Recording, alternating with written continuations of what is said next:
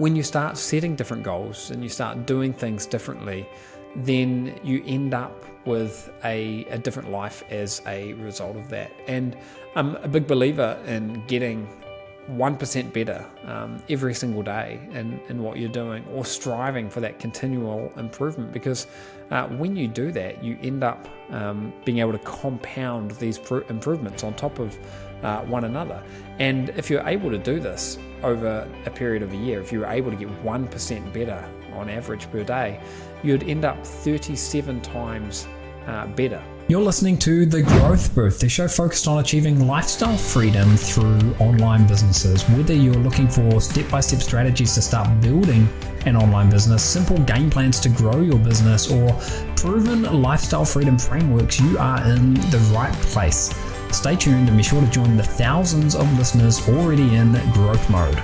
Aidan Booth here. Welcome to episode number 85 of The Growth Booth. Great to have you with me here today. This is the first in a two-part series where today we'll be talking about goal setting and the butterfly effect. And then in the following episode number 86, we'll be building upon that and moving into task management and time management using a system that I've sort of cobbled together from a number of other systems over the years, which I refer to as Task Fusion 360. So I'll be talking about that in the next episode. Now, in this episode, though, what I'm really trying to do here, my objective here with this episode, is to sharpen the sword, to help you sharpen the sword, to help you become more effective, and to help you push yourself towards achieving greater things. And I think there's never a better time than now to, to think about goals and to potentially hit the reset button if you haven't already got goals set out for yourself, because goals are, as we'll talk about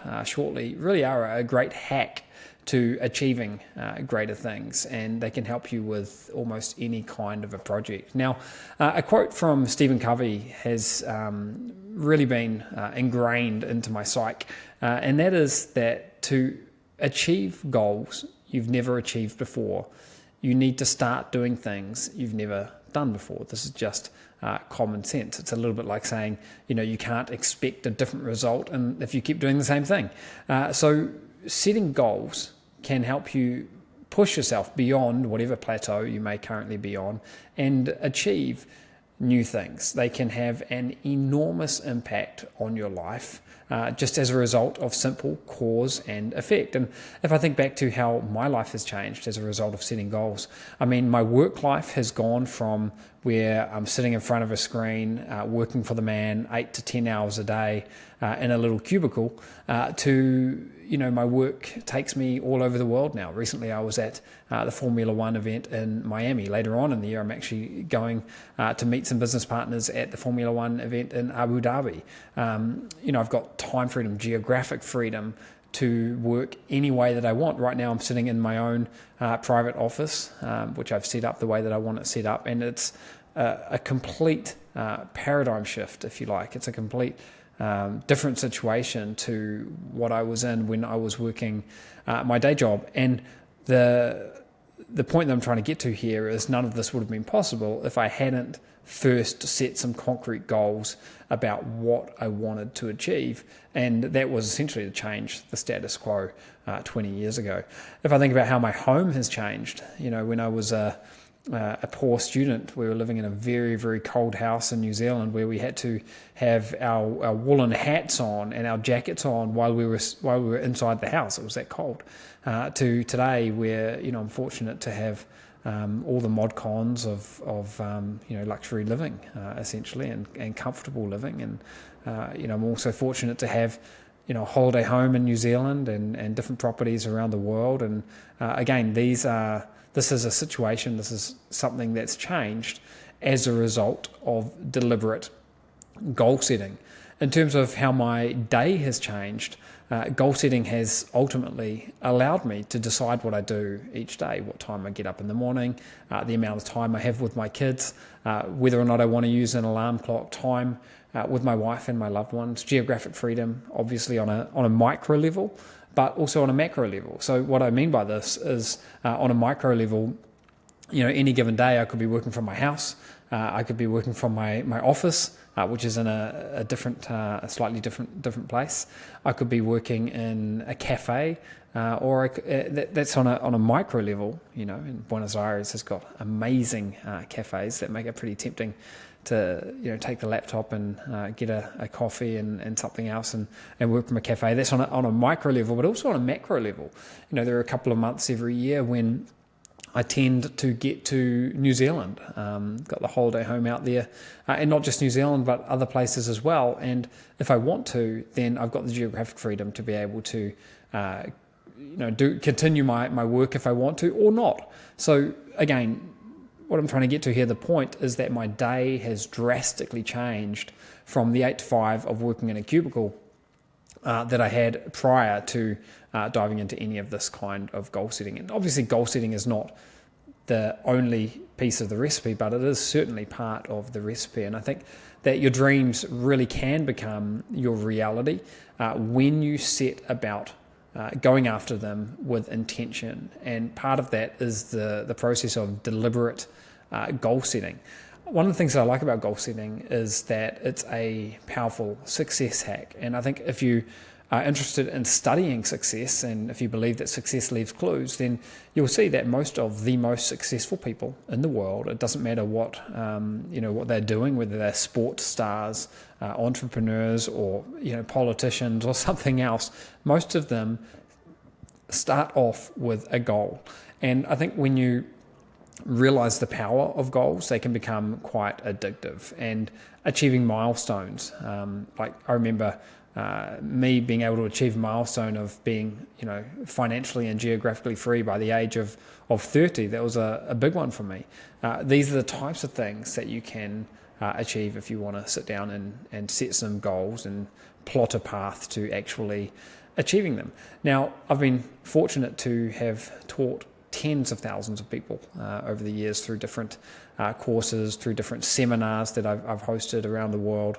And I've done a lot of work around goal setting and time management. And I've seen firsthand how it's not just something that has helped me, but it's helped a lot of other people as well. So I do have a comprehensive goal setting system, and that's really what I'm going to be talking about in this episode and building on it on the next. And I think just before I get to that though, it's worth mentioning what happens if you don't have a good goal setting system. And I think the trap that I've seen people sort of get sucked into is they end up drifting along in the current. And if you imagine you're in a river and you're just floating along, and the current takes you wherever it's going to take you.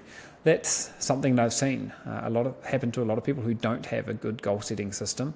And I've also read probably in the hundreds of self-development, time management, productivity books over the years, and I've taken a little nugget from every single one of those, I think, and some of them have been very good, but for me most of them have been incomplete because they've focused on one part of the equation, but not necessarily all of it. So that's also something I want to try to deliver to you in this episode, and also the next episode is a more comprehensive and complete, but still very, very simple system that you can absorb from a couple of podcast episodes and then put in to practice. Now, I think that the mind is a little bit like a computer, and it works in a very specific way. And if you want to get results, you need to set goals that your mind is receptive to. And this is exactly what this training here today is all about. Now, there are a couple of key adjustments that I recommend people make before they go about setting goals. And I found that these are things that are going to make it more likely for you to be able to achieve your goal. And then there are also a couple of mental exercises, things that I do on a daily basis, which have certainly made a big impact to me. And I'll be sharing how you can use these to essentially set an unlimited number of goals and then ideally, hopefully, be able to achieve them all. Now, I think of goals as intentions. And when you set a goal, you're setting an intention that shifts the world around you. And tuning in to this shift can help you navigate the waters of change better. So you set a goal, life changes, and your circumstances rearrange. And I think this is just pure physics, really, because when you set a goal, you start, and when you take steps towards it, you're making sometimes a teeny tiny change, which has a flow-on effect, and that's what causes life to change, and then your circumstances, as a result of that, to rearrange. It's all cause and effect, and setting a goal induces a change in your circumstances, and committing to a goal changes the way that you interact with life in general. And when you commit, when you inject your will into achieving something, what you're doing is you're taking a proactive approach to achieving your goals. And this is a way of taking ownership, and results happen as an outcome of deliberate actions. Now, in saying all of this, I have noticed that there are a couple of different phases of achievement that people go through. And the first is beginner's luck. Now, you may have experienced this, I'm sure you've experienced this, where you do something for the first time and you get some luck early on. Like maybe you create a website, you randomly are able to make some money, maybe generate a sale, even though you haven't got much traffic yet. And it doesn't really make sense if you look at it from a statistical standpoint, but it happens. And I think of this as being a little bit like beginner's luck. But then you also have a second phase, which is assistance and resistance. So nature is always trying to maintain a certain state, and when it's disrupted, it resists. So when you set a goal and start going after it, you'll often find that you get a lot of resistance. Sometimes, weird things go wrong that just shouldn't go wrong. Like you sign up to start to a gym, to start a new gym routine and new workout routine, to go after some new objective that you've got. And the first day you go to the gym, it's closed because the gym workers are on strike or something.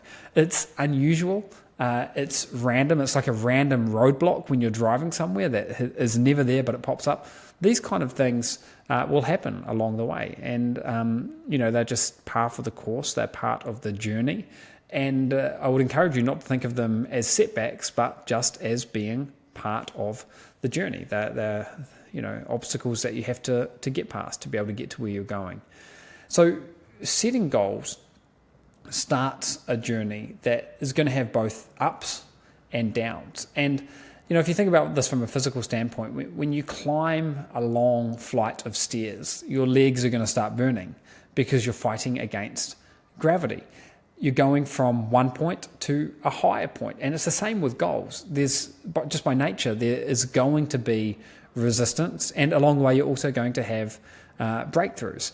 Now, taking action and moving forward is progress, even if it doesn't feel like you're making progress. So sometimes the action, like using the gym example, going to the gym or doing a workout or putting your running shoes on and going for a run, you might not feel like you're getting any results. You might not feel like anything is changing, but it's progress. And this is the principle of movement. And I think it's important to recognize that you're going to have peaks along the way. You're going to have times when things are going really well, and you're also going to have these valleys when you feel like you're not getting anywhere. And I also think about this sometimes as you take 2 steps forward and 1 step backwards.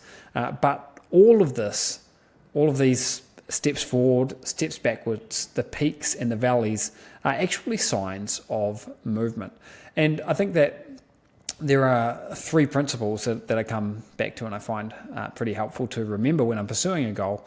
And together they almost form like an attitude or an approach. And the first is acceptance that you're on a journey and there will be these highs and lows that I'm talking about. The next one being consistent effort, and the requirement of consistent effort in the form of taking some sort of action towards your goal on a regular basis. And then, of course, the third one is patience, trusting that your effort is going to pay off over a period of time. Now, there are some prerequisites to effective goal setting, and these are sort of mindset shifts, if you like, and I'm going to talk about these in just a moment. But before I do, let me touch very quickly on the power of the subconscious mind. Now, goal setting can tap into the hidden resources in the subconscious mind. And this is why I think about it a little bit like a hack, because it's a way of engaging your subconscious, which otherwise might be on autopilot, cruising along, doing whatever, thinking about whatever it wants to be thinking about. And your subconscious mind is very important because the past experiences that you've had are going to influence your thoughts and your behaviors. And these are all stored in our subconscious minds. And the subconscious is always running. Most of the time, though, it's just noise that we're not even aware of. It's just thoughts, a constant stream of thoughts are running through our mind. And these are because of the subconscious mind. Now, the big hack for the subconscious mind is goal setting and goal setting exercises, because these train your mind and will ultimately help you reach your goal. If you can get your subconscious mind aligned with what you consciously want to be achieving, then you've got great alignment of your system, and it's going to help you, pick up different things that you would otherwise have missed, such as opportunities. It's going to help you stay motivated. And I think it's important.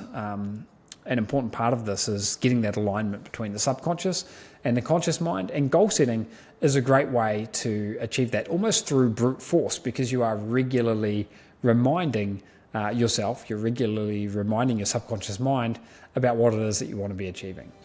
Today's show is brought to you by the Blueprint Academy, a coaching service that I've been providing for about 8 years now. If you're interested in getting one-on-one coaching from me and my team of experts, as well as being able to leverage the resources and infrastructure that I've got in my business, then head over to thegrowthbooth.com/academy to get all the details. I'm passionate about helping people build businesses online, and this is where I can help you. So again, head over to that link, thegrowthbooth.com/academy, and find out how we can help you at the Blueprint Academy today.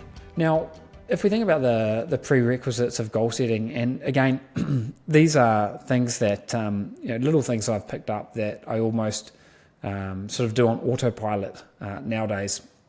But I think they're important, and I think they contain some of the power to unlocking, the real power that you can get from goal setting. So the first prerequisite that I've got there is starting off with the right intention. So in my mind, the ultimate goal is something that ties back to a fundamental level of achieving more happiness. And I feel like, at least for me, I can't be truly happy unless I know that I'm adding some value in some way to the lives of other people. And I think this is pretty common throughout, the human species. It's hard to, and because of that, I think it's hard sometimes to set a goal without feeling a little bit selfish. So the way around that is to incorporate the welfare of other people into your goal. And there's a really, really easy way that you can do this. I think a big problem with goal setting is that people don't always take the time to flesh out why they really want that goal. And 9 times out of 10, your goal is going to be somehow tied to helping other people anyway. So if you just think about it a little more deeply, then you can make that crystal clear in your mind as well. Another thing that I think is worth talking about are money goals and the personal conflict that this can potentially generate. So there's a great deal of personal conflict for a lot of people around money and money-related goals. And for a lot of people, money generates feelings of selfishness in people, and a lot of people, because of this, shy away from the pursuit of money. And even though a big part of them may want a lot more of it, they shy away from it. So until you remove this conflict and you realize that having money is not at odds with doing something that's going to benefit not just you, but society and people around you, then you're going to be trying to move forward with a very heavy weight tied around your ankles. So that's something else I wanted to mention there, and I'll get to the formula that I use and the system I use for my goal setting in just a moment. But there is something that helps you with all of this, and that is when doing goal setting on a regular basis, make time for appreciation.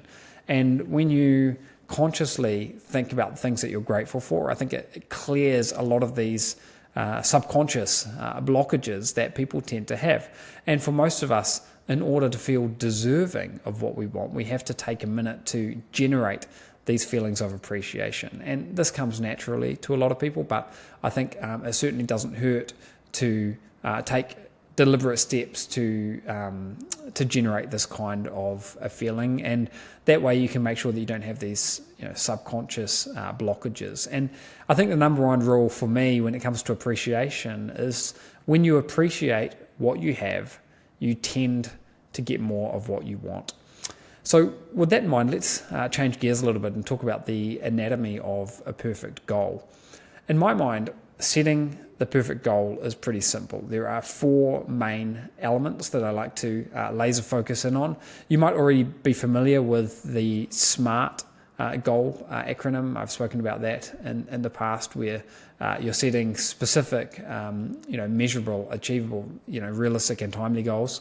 Well, the goal formula that I use is even more simple than that. It's only got 4 components, and those 4 components are a result, a date by which you want to achieve it, a medium or a way how that you're going to do it, and why. And that 4th one, why, is optional, but really, really important. I think if you want to tie in how this is going to affect not just you, but people around you. So the formula for that is by date, I will have a result, which I will acquire through a medium, and why I will do it. So an example of that in real terms is, for example, by November the 1st, I will have a passive income stream of $500 per month, which I will acquire through building and marketing a simple niche website. This will allow me to work less and spend more time with the kids. So we've got a date in there, which is November the 1st. We've got a result, which is a passive income stream of $500 per month. We've got a medium, which is building and marketing a simple niche website. And we've got a reason why, which is to work less and spend more time with my kids. So we've incorporated all of those things into one quite short and simple sentence, which is what I think of as sort of the ultimate goal. Now, once you've got a goal, there's a ritual which I like to work through on a daily basis, which I refer to as my goal-getting ritual. So we've been through goal setting, now it's about goal-getting. And this is something that you can do once you've written down your perfect goal. And this is when you really get down to business. And it's time to get that goal firmly implanted in your mind. And this is how you're going to help tie the subconscious part of your mind with your conscious side of your mind as well. And you really want to merge your goal and make it part of you. And I'm going to give you 2 mental exercises, really, really simple, that will enable you to accomplish that. And these exercises are simple and only take a few minutes each per day. The key, though, is consistency, and I recommend doing these at least 5 days a week at a minimum. That's what I do Monday to Friday. I make sure that I set aside a few minutes each day just to think about my goal and my objectives and get myself in the right frame of mind, not just for goals, but for being able to move forward and achieve what I want to achieve out of each and every day. So I like to do these exercises first thing in the morning. I find a quiet place. I make sure I'm sitting upright. And I want to be in a peaceful setting. The more relaxing, the better, because what we're trying to do in this, as you'll see in just a moment, is relax yourself to a point where your brain waves change from beta to alpha. And science has shown that a state of alpha brain waves can bring not just healing, but also accelerated learning, more creative thinking, and a bunch of other benefits as well. And once you're in that relaxed space, which might take a couple of minutes to get into, and I'll give you some ideas about how you can get into that space, you can do a couple of different exercises. Now, the first exercise has got a couple of different phases. The first phase is about appreciation, and this is an exercise that I do daily. It takes me between 1 minute and 7 minutes, depending on which version of the exercise I'm doing. And the whole objective around this one is to elevate my perspective and provide me with more awareness consciously, okay? So the 1 minute appreciation routine is to simply, again, when I'm in that state, that relaxed state, is to think of 3 things that I'm grateful for, 3 wins from yesterday, and 3 things that I'm looking forward to achieving today. Now, this only takes a minute or so, and these can be trivial things, and there's no rules around what these can or can't be. But again, you're trying to establish a state of appreciation. So 3 things that you're grateful for could be, you're grateful for the neighbours that you've got. You're grateful for the fact that you live in a warm home, or that your kids are healthy, or it could be absolutely anything. 3 wins from yesterday could just be 3 things that went well for you yesterday. So, I managed to get exercise in yesterday, or I had a wonderful cup of coffee with my partner in the morning. It could be anything, or some quality time with a loved one, or maybe you managed to tick something off your to-do list yesterday. And then 3 things that you're looking forward to achieving today. And this is certainly where, if you've done goal setting and time management, which we'll talk about in the next episode number 86, you'll have a plan in place whereby you know what you're doing on a daily basis, a weekly basis, even a monthly basis, and you can be knocking these things off. So thinking about them first thing in the morning is a great way to make sure that you actually do them. Now, that's a 1-minute approach to appreciation. Now, if you want to, and you might want to alternate with this, there is a slightly longer 7-minute ritual, and this is something that I do sort of every other day, and this is where I sit down and I think about the things that are positive in my life right now, and I try to just visualize all of these things that are positive in my life, and recognize the challenges also, not just the things that are going great, but the challenges that are associated with my goals and life in general. And I acknowledge them, and I don't avoid them. And I think about the things that might not be perfect, but are also not that bad. So I think it's worth keeping perspective and realizing that the vast majority of the world would do almost anything to be in your situation right now. I mean, 85% of the world's population survive on less than $30 a day. 90 or 95% of the world's population surviving on less than $40 a day.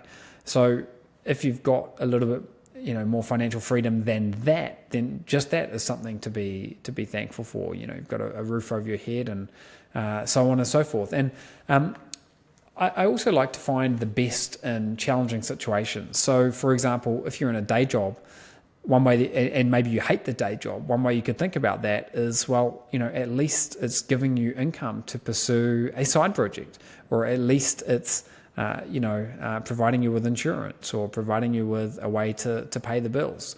You can always find a silver lining when you search for one. Now, when I'm sitting down and doing this 7-minute appreciation routine, what I like to think of are 5 things that I can be positive about in my life. So in the first exercise, we looked at 3 things I'm grateful for, 3 wins from yesterday, 3 things I'm looking forward to achieving today. With this 7-minute exercise, what I do is I just focus in on 5 things, and I keep cycling through them in my mind, thinking about why I can feel grateful for these things and why they make me happy.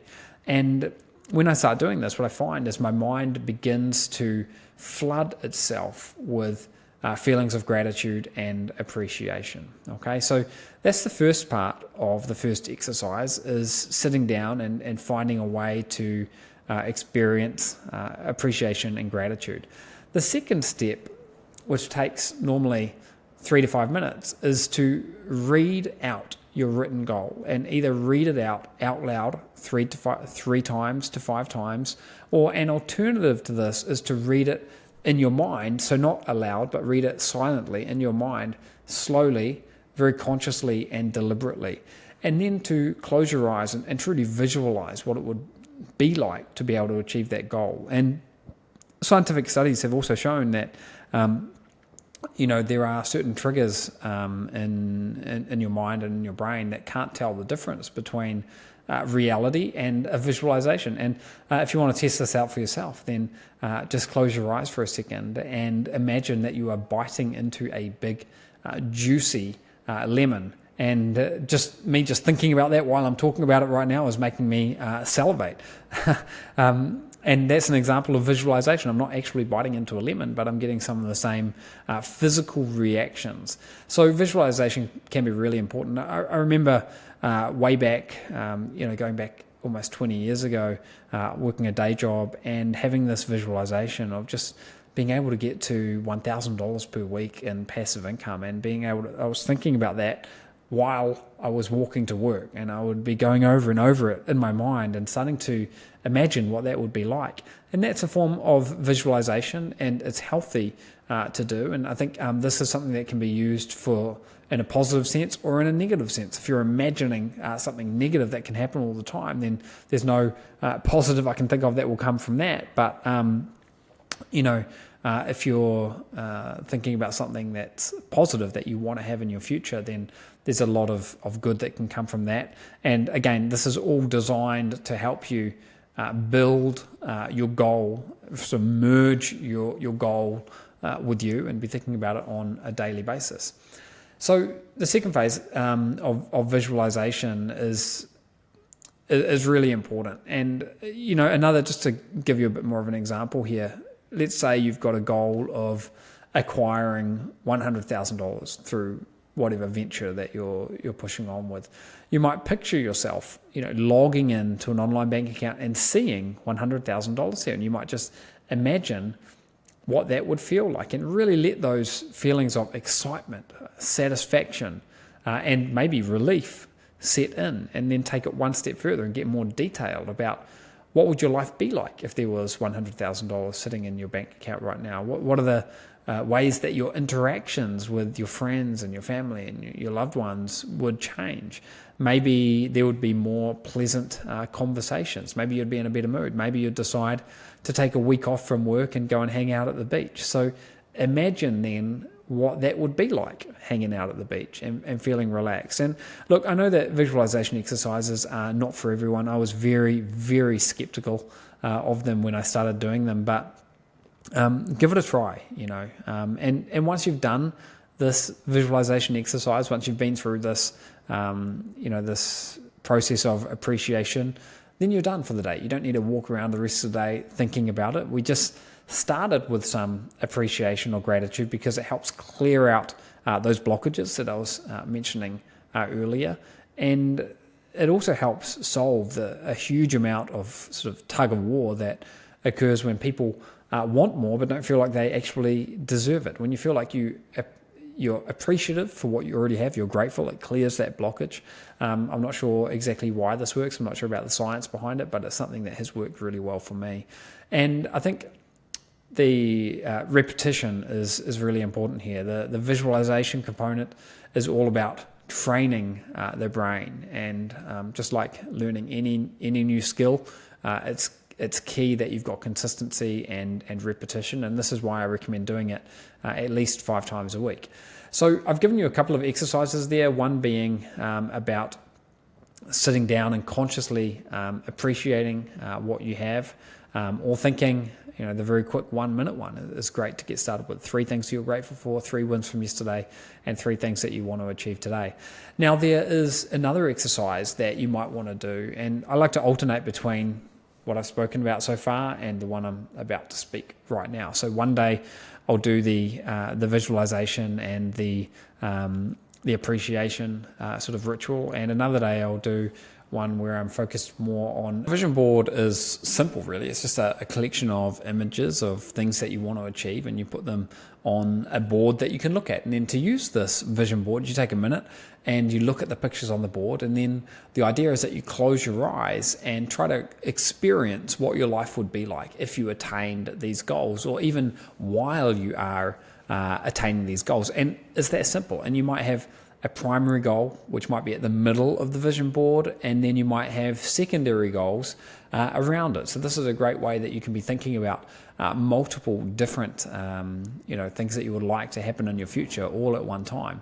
And I remember the way that I used to do this was I would create a desktop background, and on this desktop background I would have, for example, a luxury home that I might want to live in one day. I remember I had a luxury cruise liner I had Machu Picchu, which is at the top of the Inca Trail there, the Great Wall of China. I had a luxury hotel. I had a vacation in, I think it was Tahiti, a photo of Bora Bora in Tahiti, and a picture of my wife and I in the middle of it. And this is something I'd look at each day, and it would be sitting there on my desktop background. And anytime or regularly, I should say, I would just sit down and find myself imagining, what would that be like?